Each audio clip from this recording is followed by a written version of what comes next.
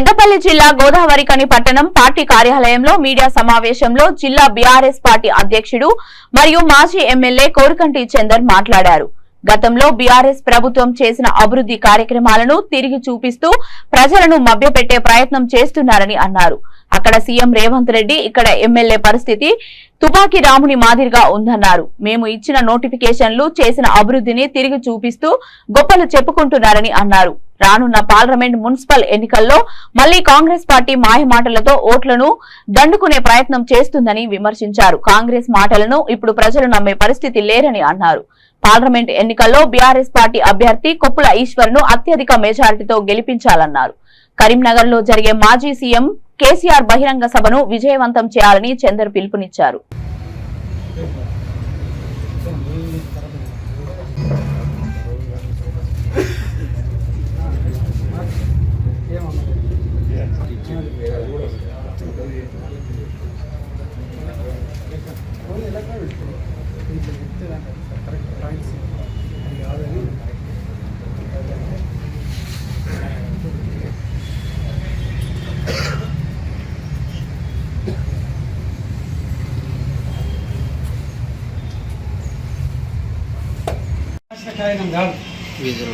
Municipal ఆఫీస్లో నుండి under tender process ఎప్పుడు ఇది 2023 వేయడము, దానికి ప్రాసెస్ జరగడం అంతా ఉంటుంది. దానికి ఏమీ నిధులు కదా, మా 5 కోట్ల రూపాయలు, నేను 6.5 కోట్ల రూపాయలు మీ దగ్గర 9 రోజులలో వచ్చిన జీవో లేదు, వచ్చిన టెండర్ లేదు.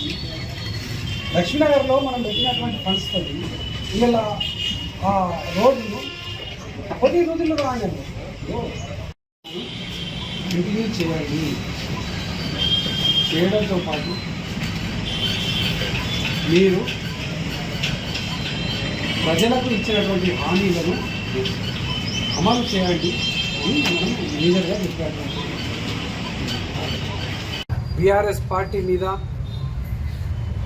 కేసీఆర్ గారి మీద ఉన్నటువంటి అక్కస్ను, కోపాన్ని ఇలా తెలంగాణ ప్రజల మీద వెళ్ళగక్కుతూ అభివృద్ధికి నిరోధకులుగా ఇలా కాంగ్రెస్ ప్రభుత్వం, రేవంత్ రెడ్డి ప్రభుత్వం నడుస్తూ ఉంది.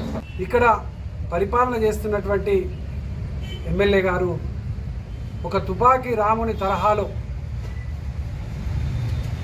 మేము గత ప్రభుత్వంలో చేసినటువంటి నిధులను మేమే చేసినామని గొప్పలు చెప్పుకుంటూ డిఎంఎఫ్ఐడి నిధులు 54 కోట్ల రూపాయలతోని తక్కలపల్లి బసంతనగర్ రోడ్డులో మేము శంకుస్థాపన చేసినా కూడా వాటిని మళ్ళీ శంకుస్థాపనలు చేసి మేమే చేసినామని చెప్పుకునేటువంటి ఒక దుర్మార్గమైనటువంటి పరిస్థితి రామగుండంలో తుపాకీ రాముని పరిపాలన నడుస్తున్నట్టుగా ఇలా